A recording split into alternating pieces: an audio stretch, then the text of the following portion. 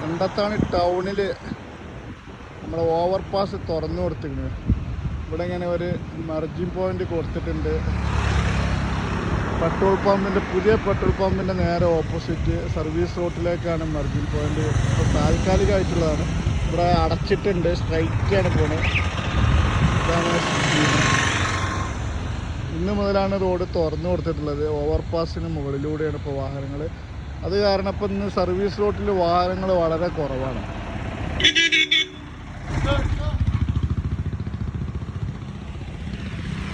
KSRTC ഒക്കെ